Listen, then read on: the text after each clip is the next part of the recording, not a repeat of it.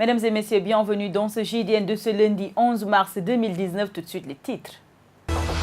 Aminata Angélique Manga brise le silence après la défaite de Benno Bokk Yakaar à Ziguinchor. La ministre parle de combat perdu contre une guerre remportée et fixe rendez-vous pour les échéances futures. Miss Math, Miss Science, l'Académie de Ziguinchor a rendu un hommage mérité à ses lauréates. Elles sont 10 à se distinguer au niveau régional pour leur performance dans ces filières de l'enseignement scientifique. L'actualité internationale mettra fin à cette édition. Mesdames et messieurs, c'était le sommaire. Bienvenue à tous. L'amicale des femmes de l'Université Assane Seck de Ziguinchor ont célébré ce 8 mars la journée internationale du droit des femmes avec comme sous-thème les femmes au service des hommes. Ces dernières ont mis en place du dépistage gratuit du cancer de la prostate d'une manière anonyme pour les hommes à l'hôpital de la paix de Ziguinchor. Madeleine Sarr Manga, secrétaire générale des femmes amicales de l'UAS, que nous écoutons. Cette journée qui n'est plus à rappeler, c'est la journée internationale pour la lutte des droits des femmes du monde entier. Donc nous souhaitons une bonne journée à toutes les femmes, spécialement à mes collègues de l'Université Assane Seck de Ziguinchor. Et cette année, ici à l'Université Assane Seck de Ziguinchor, on a un peu rompu avec la routine. Parce que c'est vrai que c'est la journée de la femme, mais nous avons pensé à toute l'humanité. Et cette année, notre thème, c'est les femmes au service des hommes. C'est la raison pour laquelle, comme vous l'avez constaté tout à l'heure, le thème qui est développé aujourd'hui, c'est un thème du cancer de la prostate qui est animé aujourd'hui par le professeur Boubacar Fall, urologue à l'hôpital de la Paix.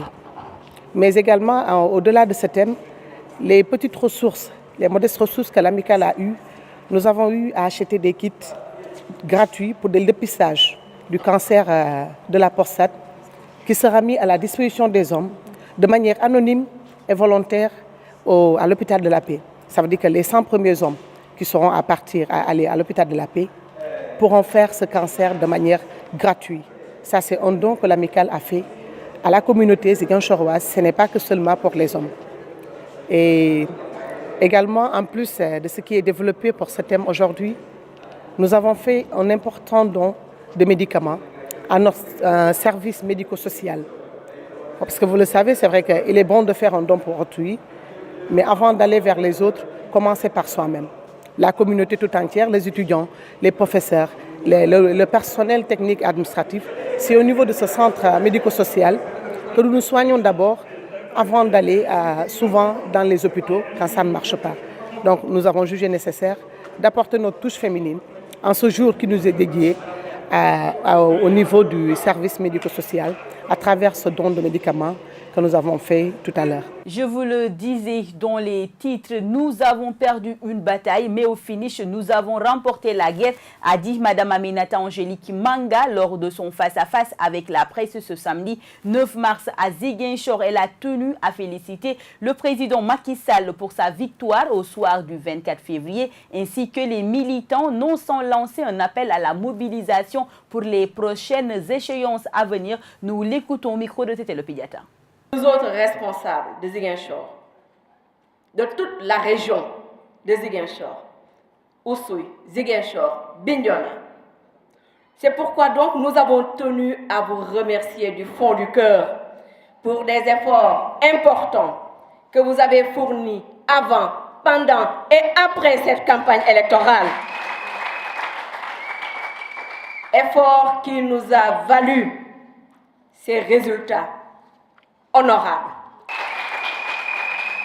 Parce que force est de reconnaître que même si nous avons perdu le département de Ziguinchor pendant cette élection, nous avons tout de même amélioré de façon considérable notre score par rapport aux élections législatives de 2017 et c'est ce qu'il faut retenir. Ce chiffre est en effet passé de 20 992 à 32 846 000 voix, soit 42,3% des suffrages valablement exprimés. Vous avez été honorables, donc mention spéciale à vous, chers militants. Nous avons perdu une bataille, mais au finish, nous avons remporté la guerre et c'était là le principal objectif. Le principal objectif, c'était justement de réélire dès le premier tour, un point, un trait, notre candidat Macky Sall, et ça a été fait. Enfin, il nous faut tout simplement lancer un appel à toutes et à tous pour une remobilisation exceptionnelle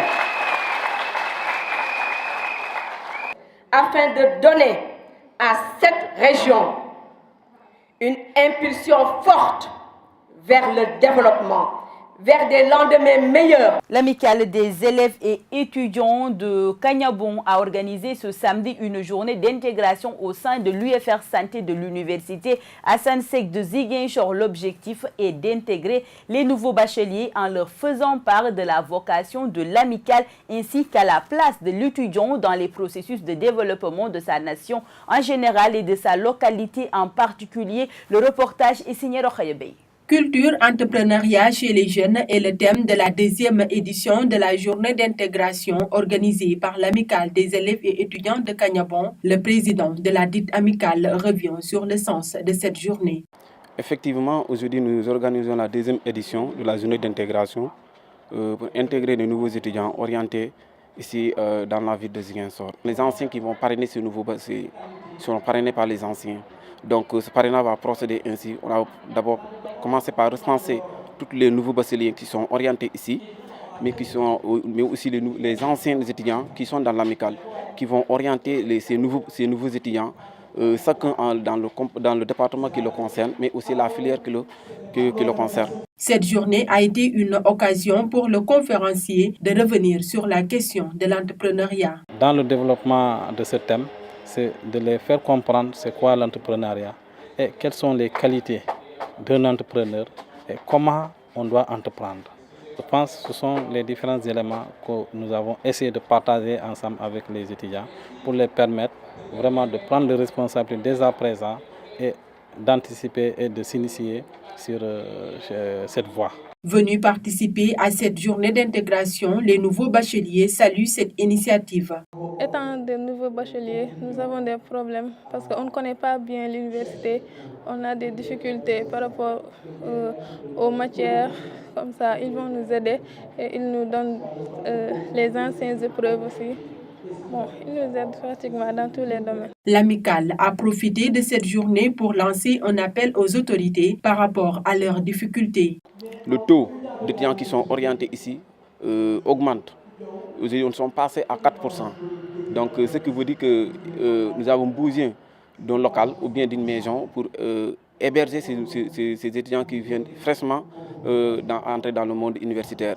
Mais aussi, nous avons besoin d'une subvention. Jusque-là, on ne reçoit pas de subventions venant des bonnes volontés ou bien venant de nos autorités administratives. Rappelez que cette deuxième édition a réuni tous les ressortissants de Kagnabon, mais aussi elle a permis aux nouveaux bacheliers de savoir ce qui les attend au niveau de cette amicale. Elles sont au total 10 les jeunes filles à se distinguer dans l'enseignement des sciences au niveau de l'Académie de Ziguinchor. C'est Miss Maths et Sciences lauréates de l'édition 2019 de ce concours régional ont reçu leur distinction samedi en présence de plusieurs acteurs et partenaires du système éducatif. Reportage. Elles se nomment Edouarda Paulette Gomis et Fatoumata Baldé, les deux Miss Maths et Sciences de la région de Ziguinchor. Ces jeunes filles iront représenter la région au niveau national pour l'édition 2019. Occasion saisie pour les organisateurs de la cérémonie de remise de distinction à ces lauréates pour lever un coin du voile sur l'importance de cette initiative. Comme on l'a dit tantôt dans les discours, c'est une recommandation très forte de l'institution, donc le ministère de l'Éducation nationale. Et cela s'est fait dans le cadre de la promotion des filles dans les disciplines scientifiques. C'est dans ce cadre-là que nous avons organisé cette cérémonie pour célébrer nos lauréates qui ont eu à faire un travail monumental pour réussir ce concours-là. En tant qu'institutionnel, on est satisfait, même s'il y a un travail qu'on devrait faire, qu'on devra faire d'ailleurs, je n'utilise pas le conditionnel, qu'on doit faire pour permettre à nos lauréates qui sont là, qui iront à Dakar pour faire le concours national et nous revenir avec des lauriers. C'est une occasion, c'est un moment vraiment très fort pour promouvoir ces lauréates-là, mais aussi motiver les autres jeunes filles qui étaient là et celles qui sont à l'école pour leur dire que rien n'est impossible pour les jeunes filles pour exceller dans les sciences. Le concours Miss Math Miss Science occupe une place de choix pour le groupe Nourou Binako. Mahfouz Fall, parrain de cette activité, exprime toute sa satisfaction. Ça a été un plaisir pour moi d'être le parrain de cette cérémonie. Nous nous réjouissons vraiment. Comme je l'ai dit en Wolof, donc c'est mal apprécié de dire que voilà, les sciences, c'est pas une série de filles. Et j'ai compris par cette cérémonie que vraiment de l'autre côté, il y a des filles qui se battent dans les séries scientifiques. Nous, Nourou Binako, au nom de notre guide spirituel Cheikh Atabou Chel Mahfou, nous serons toujours là à accompagner l'IA dans ce sens, vraiment à appuyer ces enfants, les encadrer, s'il le faut même les parrainer, n'est-ce pas, au niveau dans le cursus de leurs études. Rappelez que pour l'édition 2019 du concours Miss Math Miss Science, 8 lauréates ont reçu le prix de participation honorable. Seul hic, le département de Bignona a été capoté, dont se joute de l'excellence. À présent, nous passons à l'actualité internationale. Crash Ethiopian Airlines, les Boeing 737 MAX cloués au sol. Le retour de Bouteflika en plein milieu de la grève générale. Après 2 semaines d'hospitalisation en Suisse, le président algérien Abdelaziz Bouteflika serait revenu au pays. L'avion aux couleurs de l'Algérie s'est posé sur l'aéroport militaire de Boufarik et un convoi officiel l'a ramené chez lui, à Zeralda, dans la banlieue d'Alger. Mais aucune nouvelle image de lui pour le moment, depuis son accident vasculaire cérébral en 2013.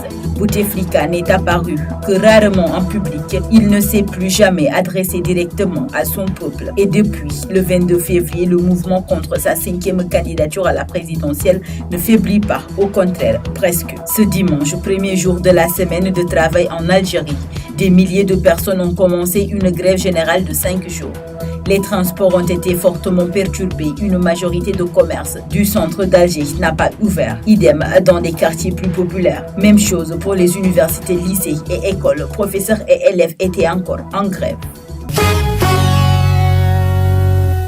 L'agence éthiopienne de l'aviation civile enquête pour tenter de comprendre comment un Boeing flambant neuf piloté par un homme d'expérience a pu s'écraser quelques minutes après son décollage. C'était hier, l'avion s'est désintégré sous le choc au sud-est d'Addis Abeba. 157 personnes se trouvaient à bord. L'appareil a creusé un impressionnant cratère labourant la terre sur des dizaines de mètres de longueur. Selon un témoin, l'avion était déjà en feu lorsqu'il s'est écrasé au sol. L'avion était déjà en flammes à l'arrière juste avant le crash. L'avion semblait vouloir tenter d'atterrir dans un champ à proximité, mais il s'est écrasé avant de l'atteindre, a expliqué un autre témoin. Une équipe technique de Boeing doit rejoindre les enquêteurs éthiopiens très prochainement. En attendant, le maximum de débris est collecté et les boîtes noires toujours recherchées. Les restes de corps sont amenés. Le gouvernement de Nairobi a décompté 32 victimes kenyanes et parmi elles, de nombreux membres des instances onusiennes de Nairobi, des Nations Unies dans la région, mais 35 nationalités étaient présentées parmi les passagers. Un député slovaque a par exemple perdu sa femme, sa fille et son fils dans la catastrophe aérienne. Il l'a fait savoir via les réseaux sociaux. Mesdames et messieurs, c'est la fin de cette édition. Merci de l'avoir suivi. Bon début de semaine à tous.